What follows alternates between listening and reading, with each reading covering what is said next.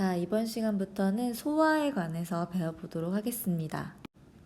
자, 우리가 음식을 먹으면 이 음식물의 영양소를 세포 내부로 흡수를 시켜야 되는데요. 이 세포는 이렇게 세포막이 있습니다. 세포로 흡수를 시키려면 이 세포막을 이 영양소가 통과를 해야 되는데 보시다시피 영양소는 좀 크죠. 그리고 세포 이 막의 구멍이 굉장히 작잖아요. 그러다 보니까 이 영양소를 쪼개줘야 되는 일이 생기는데 이 쪼개는 일을 뭐라고 하냐면 소화라고 합니다. 그래서 이 영양소를 세포막으로 통과시키기 위해서 분해하는 과정이다 라고 보시면 되겠습니다.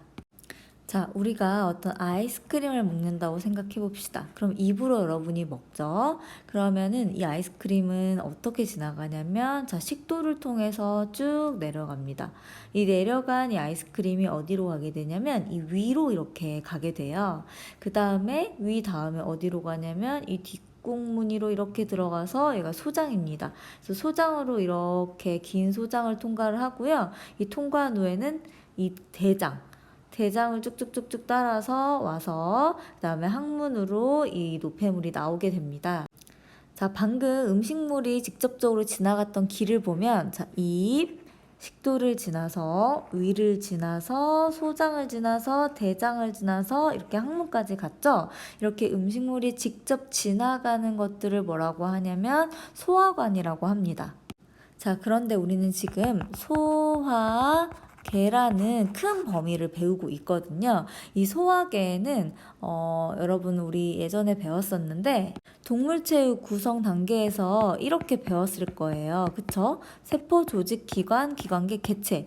이 중에서 소화계는 이 기관계가 된다고 했고, 이 기관들이 모여서 어떤 똑같은 일을 하기 위해서 모아서 우리는 기관계라고 부른다고 했습니다. 그럼 소화에 관여하는 애들은 다 뭐가 되냐면 지금 소화계가 되는데, 이 소화에 관여하는 게 음식물이 꼭 지나가는 길뿐만이 아니라 이 음식물을 분해시키는 데 있어서 어떤 액을 분비하는 애들이 있어요. 그게 뭐냐면 그림에서 보면 침샘, 간, 그 다음에 쓸개, 이자 이렇게 됩니다.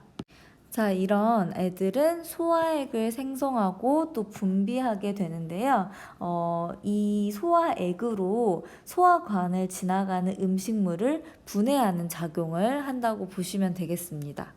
그래서 음식은 결국에 입에서 식도로, 위로, 소장으로, 대장으로, 항문 이렇게 지나가지만 이 음식물이 지나갈 때 이 침샘에서 나오는 어떤 소화액, 그다음에 관, 쓸개, 이자를 통해서 어떻게 생성, 분비되는 이런 소화액들이 어떤 음식물을 분해할 때 도움을 준다는 거죠. 그래서 여기 그림에서 보시는 입, 식도, 간, 쓸개, 이자, 위, 소장, 대장, 항문 이런 것들이 다 합쳐져서 소화계를 이루게 됩니다.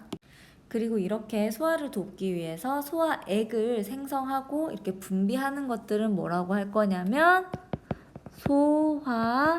소화샘이라고 하겠습니다. 자, 입속에 음식물을 넣자마자 막 침이 분비가 되죠. 자, 이 침은 침샘으로부터 분비가 되는데 이 침샘이 어디 있냐면 혀 밑, 그다음에 턱 밑, 귀 밑 이렇게 침샘이 있습니다. 그래서 이 침샘에서 이제 침이 분비가 되고요. 자, 이 침 속에 아밀레이스, 자, 말이 좀 어려울 수 있어요. 그래서 아밀레이스라는 뭐가 있냐면 소화 효소가 들어 있습니다. 그래서 이 소화 효소인 아밀레이스가 어떤 역할을 하냐면 녹말을 엿당으로 이렇게 분해해주는 역할을 합니다. 누가? 아밀레이스라는 소화효소가. 이 녹말은 당 중에서도 좀 더 크고요. 엿당이 좀 더 작거든요. 그래서 좀 더 작은 애로 분해시켜주는 역할을 한다. 입속에서 나오는 침 안에 있는 아밀레이스가 이 역할을 한다. 보시면 되겠습니다. 자, 음식을 먹으면 식도를 통해서 이제 이 위로 이렇게 들어가게 되는데요. 위를 보시면 약간 주머니 모양으로 돼 있죠. 근데 음식물이 이제 들어가서 이 안쪽을 보시면 자, 보시면 주름이 많아요. 그리고 이 주름이 많으면서 여기에 뭐가 분포가 돼 있냐면 자, 위샘이 이렇게 분포가 돼 있습니다. 자, 그런데 이 위샘에서 뭘 내보내냐면 위액을 내보냅니다. 이 위액에는 뭐가 들어있냐면 펩신이랑 그 다음에 염산이 들어있는데, 자, 펩신 같은 경우에는 아까 아밀레이스처럼 소화효소예요. 얘는 소화효소고 염산은 소화효소는 아닙니다.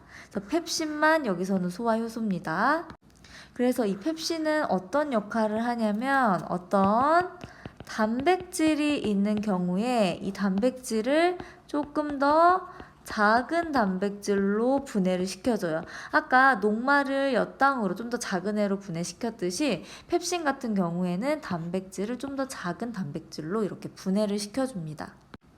그러면 이 위액에 들어있는 염산은 무얼 하냐? 염산도 되게 중요한데요. 일단은 세균을 죽이고요. 이 펩신이 단백질을 작은 단백질로 더 잘 분해할 수 있도록 펩신의 작용을 도와주기도 합니다. 그래서 이 염산, 위액에 들어있는 염산은 소화효소는 아니다. 소화효소는 아니지만 세균을 죽이면서 이 펩신, 소화효소인 펩신이 단백질을 쪼개는 데 있어서 도움을 주는 애다라고 기능을 알고 가시면 되겠습니다. 자, 위에서 소화된 음식물은 그 다음에 소장으로 내려가게 되는데요. 이 소장의 시작 부분이죠. 이 부분을 뭐라고 하냐면 십이지장이라고 합니다. 자, 이 십이지장은 손가락 12개를 붙여놓은 그 길이 정도 된다고 해서 십이지장이라고 했다고 하죠. 자, 이 십이지장 쪽으로 이제 들어오는데 이 주변에 여러 기관들이 좀 관련이 돼 있어요. 자, 일단은 여기에 뭐가 있냐면 간이 있고요. 여기 쓸개가 있고 여기 이자가 있습니다. 이 간이 뭘 하냐면 쓸개즙을 만들어요. 자, 쓸개즙은 쓸개에서가 아니라 간에서 만들어집니다. 자, 쓸개즙을 생성을 하고 이 쓸개즙을 이제 쓸개로 이렇게 내보내게 됩니다. 이 내보낸 쓸개즙을 이 쓸개는 뭘 하냐면 저장을 하고요. 이 저장을 한 후에 이제 십이지장으로 분비를 하게 되죠. 자, 그 다음에 이자액은 뭘 하냐면 이자액을 만들어서 또 십이지장으로 분비를 하게 됩니다. 그래서 이 십이지장, 이 앞쪽이 굉장히 중요한 게 이 십이지장으로 자, 쓸개즙도 분비가 되고 이자액도 분비가 된다는 거를 알고 계시면 되겠고요. 자, 이렇게 쭉 연결되는 애들이 이제 소장이 되는 거겠죠. 이 소장을 통해서 이제 가장 작은 이제 영양소가 아까 계속 분해가 됐었는데 최종 산물이라고 합니다. 이걸로 분해돼서 이제 흡수되는 곳이 이 소장이라고 알고 계시면 되겠습니다. 자, 그런데 아까 본 이 쓸개즙은 일단 어떤 역할을 하냐면 소화효소는 아니에요. 소화효소는 없는데 쓸개즙이 지방의 소화를 돕습니다. 그에 반해서 이자에게는요, 소화효소가 있는데 어떤 소화효소가 있냐면 아까 봤었을 거예요. 아밀레이스, 그 다음에 새롭죠, 트립신, 그 다음 라이페이스, 이 세 개의 소화효소가 들어있는 게 이자액입니다. 자, 이자액의 아밀레이스는 아까 침에서 아밀레이스처럼 똑같이 녹말을 엿당으로 분해하게 되고요. 트립신은 단백질을 또 작은 단백질로 분해하고 라이페이스는 지방을 지방산과 모노글리세리드로 분해하게 됩니다. 그래서 이자에게는 3개의 소화효소가 있는데 녹말, 단백질, 지방을 지금 분해하죠. 이 녹말은 탄수화물의 하나죠. 그래서 탄수화물, 단백질, 지방을 모두 분해할 수 있는 소화효소가 있는 곳은 이자액입니다. 그리고 소화가 여기서 끝나지 않고요. 소장 안에 이 벽의 상피 세포에 이 효소들이 들어있는데 어떤 효소들이 들어있냐면 탄수화물 분해 효소랑 단백질 분해 효소가 있어서 이제 최종적으로 분해하게 되는데요. 어떻게 분해하냐면 아까 엿당까지만 분해를 했었죠. 얘를 뭘로 바꿔주냐면 포도당으로 바꿔줍니다. 뭐가? 이 소장의 탄수화물 분해 효소가 이렇게 가서 포도당으로 최종적으로 바꿔주고요. 이 단백질 분해 효소도 이제 가서 작은 단백질을 아미노산으로 바꿔주게 됩니다. 그래서 이 소장의 단백질 분해 효소가 쭉 가서 작은 단백질을 아미노산으로 분해를 해준다. 그래서 최종적으로 이렇게 소화가 되고 이제 분해가 돼서요. 이 포도당 상태, 아미노산, 지방산, 모노글리세리드 상태로 이제 흡수가 일어나게 됩니다. 자, 그래서 여기까지 영양소가 어떻게 분해돼서 이제 흡수가 되게 될지 입에서부터 시작해서 소화의 과정을 배웠는데요. 다음 시간에 이제 흡수에 대해서 배워보도록 하겠습니다. 오늘 여기까지입니다. 고생하셨습니다.